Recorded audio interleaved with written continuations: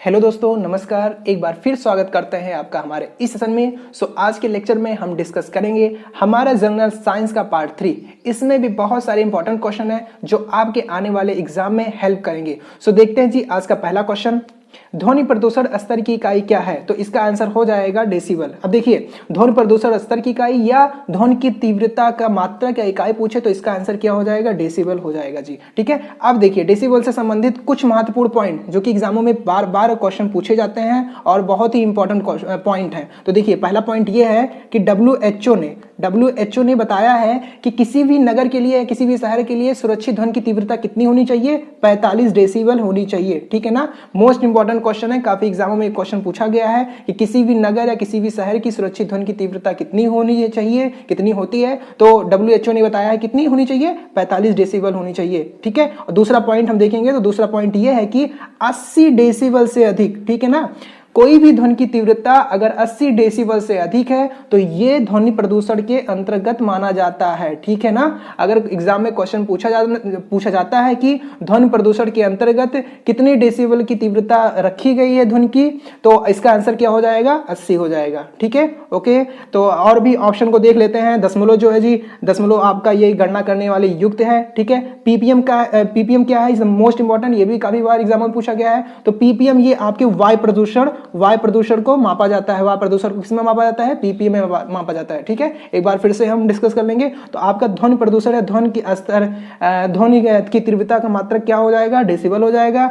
और आपका पीपीएम जो हो जाएगा क्या? ये वायु प्रदूषण की मात्रक हो जाएगा, मापते हैं वायु प्रदूषण को। ओके, सो नेक्स्ट क्वेश्चन जी, नॉट किसका माप है? Is the most important question. काफी एग्जाम में क्वेश्चन पूछा गया है और काफी कंफ्यूज करने वाला ये क्वेश्चन भी है। ठीक है, तो हम देखते हैं इसका सही आंसर क्या हो जाएगा। Option A is the right answer. ठीक है, एक समुद्री जहाज, ठीक है, यहाँ पे एक जहाज लिखा है, समुद्री जहाज कर लीजिएगा। एक समुद्री जहाज की जो गति होती है किसमें मापी जाती है? नॉट में मापी जाती है। तो इसका राइट आंसर हो जाएगा ऑप्शन ए। ओके, अब देखिए एक नॉट किसे कहते हैं? एक नॉट किसे कहते हैं, ध्यान सुनिएगा।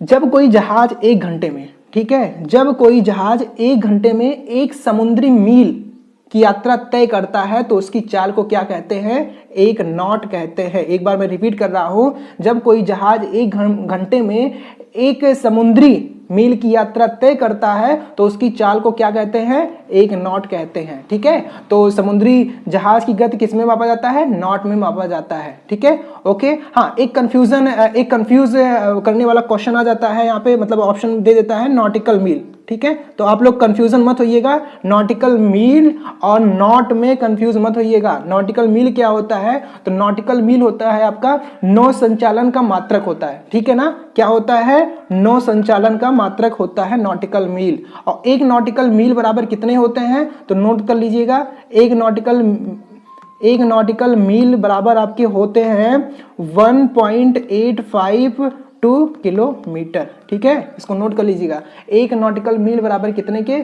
1.852 किलोमीटर। ओके, सो आपको अच्छे समझ में आ गया होगा, कोई कंफ्यूजन नहीं होगा नॉट और नॉटिकल मील में। ठीक है, नॉट क्या होता है? नॉट एक समुद्री जहाज की गति को मापा जाता है। और नॉटिकल मील क्या होता है? नॉटिकल मील एक नौ संचालन का मात्रक होता है। तो नेक्स्ट क्वेश्चन है, दीप्त उत्सर्जन की एसआई इकाई क्या है? ये बहुत ही कंफ्यूजन करने वाला क्वेश्चन होता है, तो ध्यान पूर्वक इसको देखिएगा। ठीक है, क्वेश्चन क्या पूछा है? दीप्त उत्सर्जन की यूनिट क्या है? तो इसका आंसर हो जाएगा ऑप्शन ए, लक्स हो जाएगा। ठीक है, अब देखिए और भी ऑप्शन जो है जो कंफ्यूज करते हैं। कैंडिला क्या होता है? तो कैंडिला आपका दीप्त तीव्रता की इकाई होता है। ठीक है ना, कैंडिला क्या होता है? दीप्त तीव्रता की इकाई होता है। लूमेन क्या होता है जी? तो लूमेन आपका दीप्त शक्ति की इकाई होता है। ठीक है ना, दीप्त शक्ति की इकाई होता है। और एक ऑप्शन जो आपका बच रहा है लूमेन सेकेंड, तो ये आपका क्या होता है जी?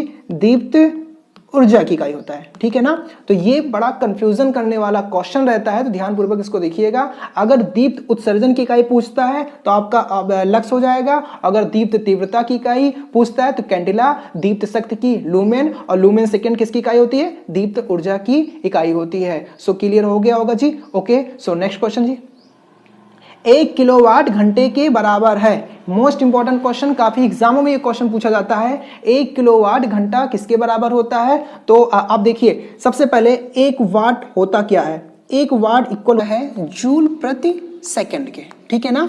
हम ऐसे इसको लिख सकते हैं 1 वाट सेकंड क्या हो जाएगा, 1 जूल हो जाएगा, ठीक है।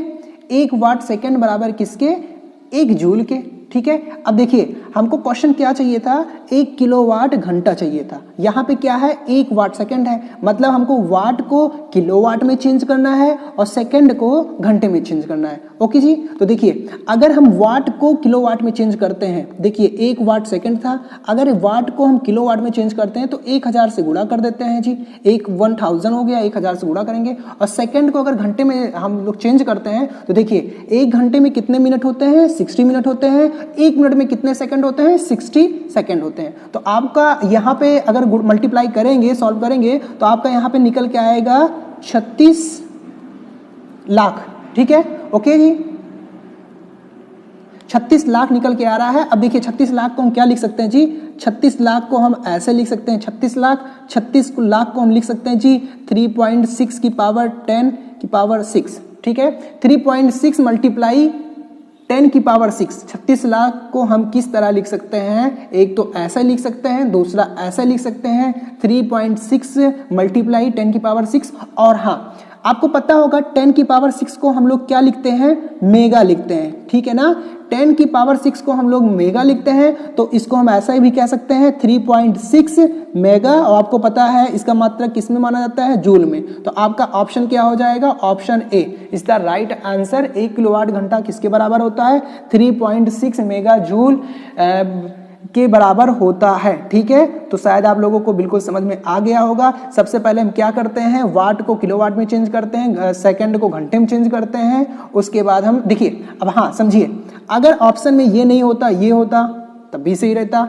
अगर ऑप्शन में 36 लाख लिखा होता तब भी सही रहता। मतलब किसी भी तरह से ऑप्शन में मिल जाए तो आप कर सकते हैं। ओके, अंतरिक्ष में प्रक्षेपित किए जाने वाले रॉकेट का न्यूनतम प्लायन वेग क्या है, तो इसका आंसर हो जाएगा 11.2 किलोमीटर प्रति सेकेंड। यस, अब देखिए प्लायन होता क्या है, तो समझिए प्लायन ये होता है कि किसी वस्तु को पृथ्वी से 11.2 किलोमीटर प्रति सेकेंड के स्पीड से, ठीक है ना, किसी भी वस्तु को पृथ्वी से 11.2 किलोमीटर प्रति सेकंड के स्पीड या चाल से फेंका जाता है तो वह गुरुत्वीय क्षेत्र को पार करके अंतरिक्ष में चली जाती है, यानी वो प्लान कर जाती है, ठीक है, और वह पृथ्वी पर वापस लौटकर नहीं आती है, ठीक है। तो मतलब प्लान कर गई है। तो रॉकेट के लिए न्यूनतम कितनी वेग चाहिए कि वो प्लान कर जाए, तो 11.2 किलोमीटर प्रति सेकेंड। ओके, ये क्वेश्चन ऐसे भी पूछ सकता है कि पृथ्वी का प्लायन वेग क्या है, तो आपका आंसर क्या हो जाएगा, 11.2 किलोमीटर प्रति सेकेंड। आई होप आप लोग अच्छे से समझ रहे होंगे। सो नेक्स्ट क्वेश्चन है जी, निम्नलिखित में से किस प्रकार का कोयला प्रति यूनिट सबसे अधिक गर्मी पैदा करता है। मतलब क्वेश्चन ये कह रहा है कि कोयले की सबसे अच्छी गुण वेराइटीज वाली किस में पाई जाती है, तो इसका आंसर हो जाएगा option C, anthracite is the most important question. ये एग्जाम में काफी बार पूछा गया है। अब देखिए मैं आपको ट्रिक बता दे रहा हूँ कोयले की वेराइटीज याद करने के लिए, ठीक है। अब देखिए नोट कर लीजिए, ABLP। ए आपका होता है एंथ्रेसाइट, बी आपका होता है बिटुमिनस, एल आपका होता है लिग्नाइट और पी होता है आपका पीट, ठीक है। हम लेफ्ट साइड से चलेंगे तो लेफ्ट साइड में जो भी लिखा हुआ है वो सबसे अच्छी क्वालिटी वाली कोयला होती है। इसमें सबसे अच्छा हीट देती है, धुआं कम देती है, अच्छे कार्बन कंटेंट होते हैं, ठीक है। और वही हम बात करेंगे राइट साइड जो लिखा है, पीट जो लिखा है राइट साइड में, वो आपकी सबसे बेड क्वालिटी वाली कोल होती है, सबसे बेड क्वालिटी वाली कोयला होती है। ये धुआं ज्यादा देती है, इसमें जो हीट होता है बहुत कम हीट होता है, ठीक है। मतलब सबसे बेस्ट क्वालिटी एंथ्रेसाइट हो जाएगा और सबसे बेड क्वालिटी पीट हो जाएगा, ठीक है। सो आपको अच्छे समझ में आ गया होगा। सो नेक्स्ट क्वेश्चन है जी, जब कार की गति दोगुनी हो जाती है तो कार को एक ही दूरी पर रोकने के लिए ब्रेक लगाना क्या होगा। मतलब क्वेश्चन ये कह रहा है कि कोई कार दुगनी स्पीड से चल रही है, ठीक है, तो कार को किस प्रकार ब्रेक लगाया जाए, कितनी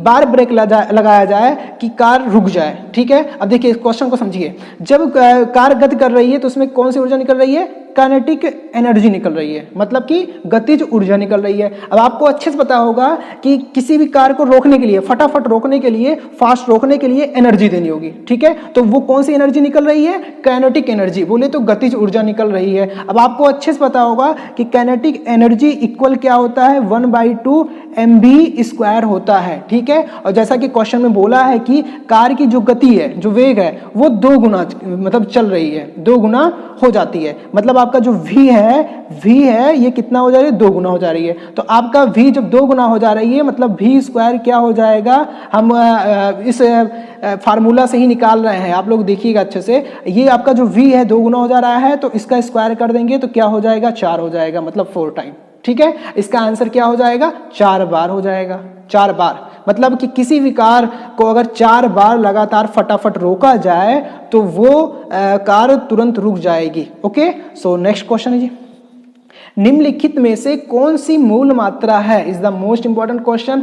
मात्रा यूनिट से एक क्वेश्चन तो 100% एग्जाम में पूछे ही जाते हैं, और मैं पिछले क्लास में भी डिस्कस किया था ऐसे क्वेश्चन को। यहां भी देख लेते हैं। सबसे पहले हम ये देखते हैं कि मूल मात्रा होती क्या है, मतलब फंडामेंटल क्वांटिटी होती क्या है। तो समझिए, फंडामेंटल क्वांटिटी ऐसी क्वांटिटी होती है जिन्हें व्यक्त करने के लिए किसी की आवश्यकता नहीं पड़ती है, ठीक है ना। मतलब इन्हें व्यक्त करने के लिए, ज्ञात करने के लिए किसी की आवश्यकता नहीं पड़ती, ये स्वतंत्र रूप से अपने आप को परिभाषित कर सकती हैं, ठीक है। जैसे मान लीजिए लंबाई है, तो लंबाई की मात्रा क्या होती है? मीटर होती है, ठीक है। आपका समय है, समय की मात्रा क्या होती है? सेकंड होती है, ठीक है। आपका द्रव्यमान मास है, इसकी इकाई क्या होती है? मात्रा क्या होती है? किलोग्राम होती है। तो ये सब क्या है? ये सब आपके स्वतंत्र हैं, ठीक है ना, किसी पे डिपेंड नहीं कर रहे हैं, ये फंडामेंटल क्वांटिटी है, ठीक है। तो अगर हम ऑप्शन देखेंगे तो आपका ऑप्शन बी, समय इज द राइट आंसर। ये क्या है? मूल मात्रा है, ठीक है ना। ये मूल मात्रक होती हैं, फंडामेंटल क्वांटिटी होती हैं। हम बात करेंगे आयतन का, तब देखिए आयतन बराबर होता क्या? आपको अच्छे से पता होगा, आयतन बराबर होता है लंबाई गुणे चौड़ाई गुणे ऊंचाई। अच्छे समझिएगा, लंबाई गुणे चौड़ाई गुणे ऊंचाई।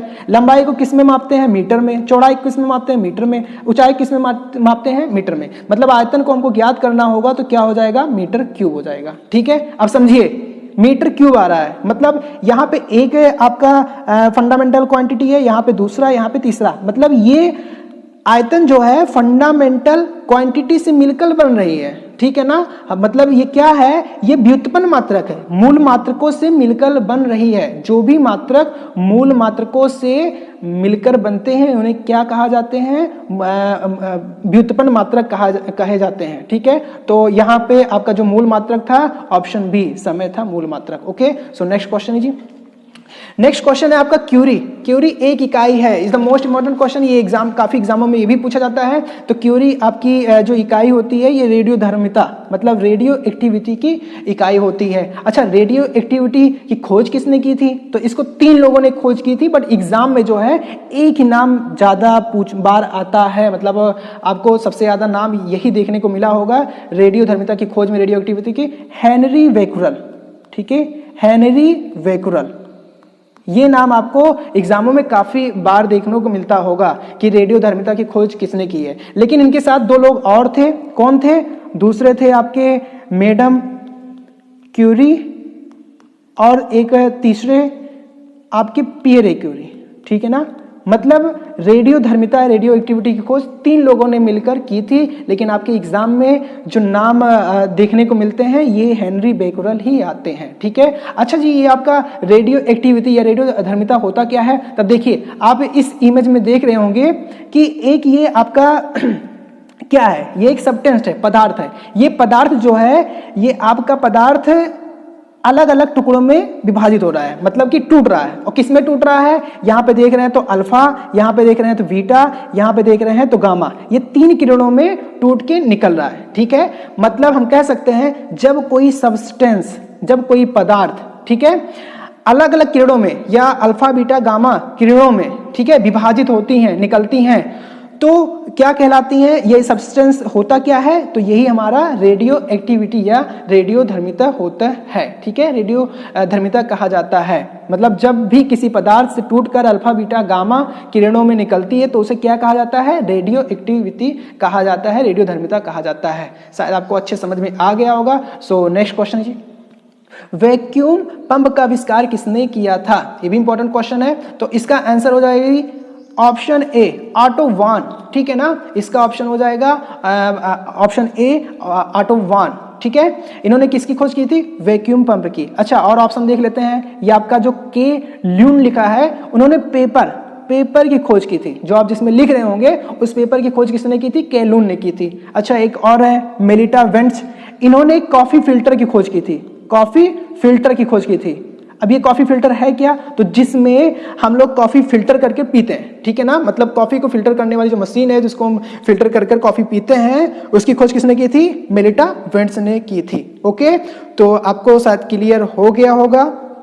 सो नेक्स्ट क्वेश्चन है जी, चंद्रमा का अध्ययन क्या कहलाता है, या चंद्रमा के अध्ययन को क्या कहते हैं? तो इसका ऑप्शन हो जाएगा option A is the right answer, selenology कहते हैं। अच्छा, और ऑप्शन को देख लेते हैं, कॉस्मोलॉजी। तो कॉस्मोलॉजी जो ब्रह्मांड के अध्ययन करते हैं उन्हें क्या कहा जाता है? कॉस्मोलॉजी। आप लोग सही से लिख लीजिएगा। ठीक है ना, कॉस्मोलॉजी किसे कहा जाता है? जो ब्रह्मांड के अध्ययन करते हैं। अच्छा, ये इरोडोलॉजी क्या कहा जाता है? इरोडोलॉजी कहा जाता है जो आइरिस होता नहीं है आंख में, उसकी जो स्टडी करते हैं, अध्ययन करते हैं, वो क्या कहला जाता है? इरोडोलॉजी। ठीक है, ये प्लेनेटोलॉजी किसे कहते हैं? तो प्लेनेटो से प्लेनेट आपको अच्छे से पता होगा क्या होता है? ग्रह होता है। तो ग्रहों के अध्ययन को क्या कहा जाता है? प्लेटोलॉजी कहा जाता है। एक बार फिर से हम ऑप्शन को देख लेते हैं।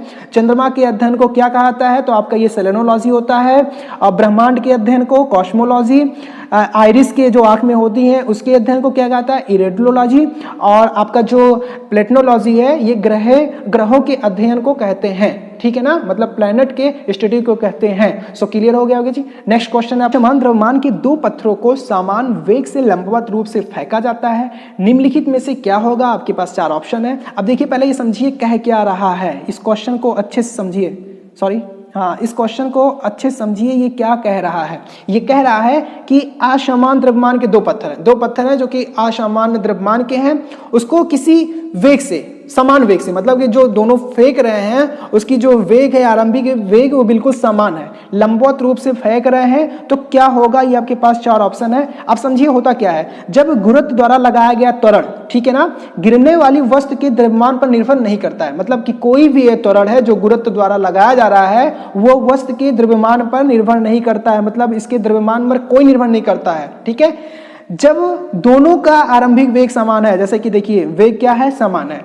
जब दोनों का आरंभिक वेग समान है तो दोनों समान ऊंचाई तक जाएंगे। कहां तक जाएंगे? समान ऊंचाई तक जाएंगे। इसको ध्यान से रख लीजिए, ऐसे क्वेश्चन एग्जाम में देखने में मिलते हैं। ठीक है ना, मतलब कि द्रव्यमान अलग अलग है, कोई समान नहीं है, लेकिन वेग जो है वेग समान है। मतलब हम आरंभिक जो वेग है उसके समान रूप से उसको फेंक रहे हैं। किस वेग से? समान। दोनों का वेग जो है बिल्कुल समान है। ठीक है, तो दोनों जो जाएंगे कितने ऊंचाई तक जाएंगे? बिल्कुल समान ऊंचाई तक जाएंगे। परंतु यह सब कब संभव है? जब निर्वात हो। ये कब संभव है? जब निर्वात होगा तभी ये संभव होगा। सो इसके अकॉर्डिंग हम लोग देखेंगे option C is the right answer. दोनों एक ही ऊंचाई पर पहुंचेंगे। क्यों? क्योंकि उसका जो वेग दिया जा रहा है, समान वेग दिया जा रहा है, मतलब आरंभिक वेग बिल्कुल समान है, इसलिए दोनों जो है एक ही ऊंचाई पर जाएंगे। इससे ये मतलब नहीं है कि द्रव्यमान उसका कोई भी हो, मतलब कोई उसका असमान भी द्रव्यमान हो, कोई इससे मतलब नहीं है। लेकिन हाँ, ये क्या निर्वात में ही संभव है। ठीक है, तो सो नेक्स्ट क्वेश्चन जी, एक इमारत के ऊपर से अलग अलग द्रव्यमान के दो पत्थर एक साथ गिराए जाते हैं। बिल्कुल पिछला वाला कॉन्सेप्ट है, पिछला वाला क्वेश्चन है। अब समझ लीजिए, यहां पर क्या है? अलग अलग द्रव्यमान है, ठीक है, लेकिन पत्थर जो है एक साथ गिराए जाते हैं। मतलब इसमें क्या है? इसमें भी आपका जो वेग है बिल्कुल आरंभिक वेग बिल्कुल समान है, इक्वल है। ठीक है ना, तो इसलिए ये भी अगर उसको पहुंचना होगा तो बिल्कुल क्या पहुंचेंगे? एक साथ पहुंचेंगे। तो आप ऑप्शन देख लीजिए, छोटा पत्थर पहले जमीन पर पहुंचेगा नहीं, बड़ा पत्थर पहले जमीन पहुंचेगा नहीं, दोनों पत्थर एक ही समय में जमीन पहुंचते हैं। यस, इसका भी ऑप्शन हो जाएगा option C is the right answer. मतलब कि दोनों पत्थर एक ही समय में जमीन पर पहुंचते हैं। ठीक है ना, द्रव्यमान कोई भी हो, लेकिन अगर समान वेग से फेंका जा रहा है तो वो दोनों पत्थर एक ही साथ पहुंचेंगे। लेकिन इसके लिए भी वही जरूरी है कि मतलब ये संभव कब होता है? निर्वात जब होता है तभी संभव होता है। सो नेक्स्ट क्वेश्चन है जी, किस सिद्धांत पर वॉशिंग मशीन कार्य करती है? ये बहुत आसान क्वेश्चन है, इसका आंसर हो जाएगा option D is the right answer. ये जो आपका सिद्धांत वॉशिंग मशीन कार्य करता है, कपड़े में जो मैलों को अलग करता है, ये किस बल के द्वारा करता है? अपकेंद्रीय बल के द्वारा करता है। किस बल के द्वारा? अपकेंद्रीय बल। तो इसका ऑप्शन हो जाएगा ऑप्शन डी अपकेंद्रण। ओके जी। तो नेक्स्ट क्वेश्चन है, त्वरण होता क्या है? ये भी बहुत आसान क्वेश्चन है, आपको देखिए समझिए। त्वरण क्या होता है? आपको पता होगा त्वरण जो है, हम बल का व्यंजक ज्ञात करते हैं न्यूटन के द्वितीय नियम से। मतलब कि आपका जो फोर्स होता है ये होता है F इक्वल ma, मतलब फोर्स जो है आपका बल, ये द्रव्यमान गुणे त्वरण के बराबर होता है। ठीक है ना। बस यहां से आप निकाल सकते हैं कि त्वरण क्या होता है। तब देखिए ये आपका a जो है त्वरण है और F आपके क्या है? फोर्स है, बल है। अब यहां से आप देख रहे होंगे ये दोनों क्या है? समानुपाती हैं। ठीक है ना। तो ऑप्शन में अगर समानुपाती कहीं दिख रहा है तो आपका ये आंसर हो जाएगा। तो देखिए त्वरण होता क्या है? बल के विलोम में नहीं, द्रव्यमान के विलोम में नहीं। ये देखिए option D is the right answer. मतलब ये क्या होता है? बल के समानुपाती होता है। सो आपको ये क्वेश्चन समझ में आ गया होगा। सो ये थे कुछ इंपॉर्टेंट क्वेश्चन आज के इस लेक्चर में। उम्मीद करते हैं आपको बहुत अच्छा लगा होगा। मिलते हैं नेक्स्ट सेशन में, तब तक के लिए bye bye, take care and thank you.